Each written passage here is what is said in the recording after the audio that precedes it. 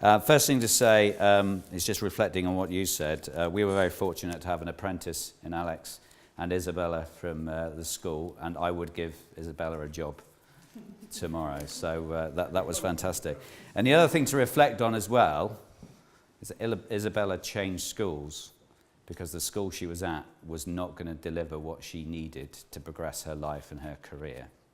I liked that.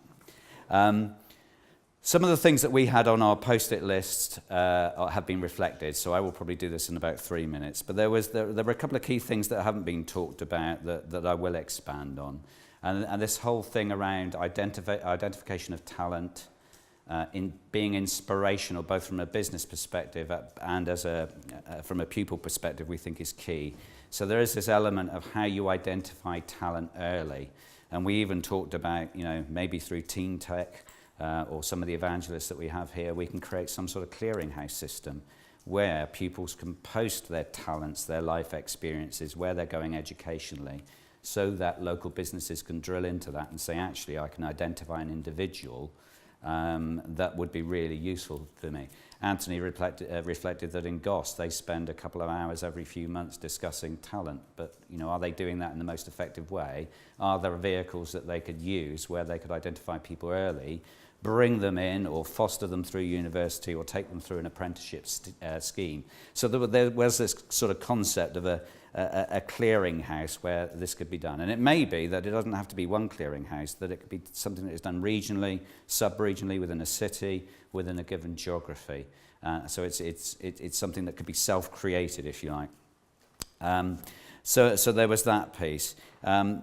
Great comment from Alex that the existing National Apprenticeship Scheme website's just not working.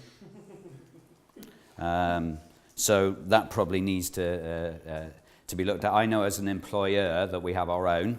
We do point people towards NES, but we have our own. That possibly says something about what we think about the national scheme as well. And that talent identification, again, for us as an employer within BT is quite interesting because, I need people that are good at World of Warcraft.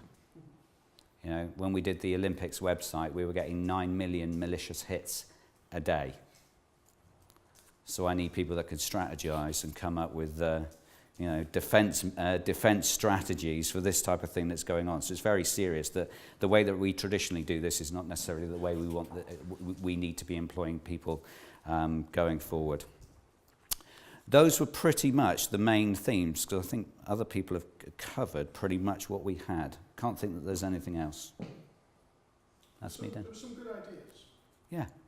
Yeah, in terms of trying to bring together a LinkedIn Junior, just where family friends can endorse people, where someone's had a part-time job can endorse people, and just then employers can start to see, how do you know who are the good students out there?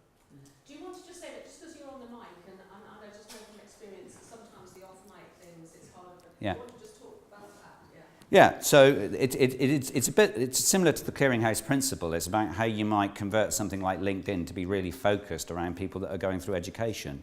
Because there was this concept that we discussed on the table that if you had a LinkedIn or a version of LinkedIn for people that are going through education, people can actually post comments about those individuals that might be helpful towards them going into FE or into apprenticeships or into a job. If your next door neighbour posted actually that, they've known you for years and that next door neighbour happens to be someone that you recognise as a major employer or the owner of a local SME business, you might take that endorsement as a strong endorsement for that individual. But it's part of this, how do you identify people early on in their career, early on in their educational path, rather than waiting till, perhaps they've gone through HEFE, etc., and then we're at that point. It might almost be too late, given that some of the challenges we've had around the curriculum.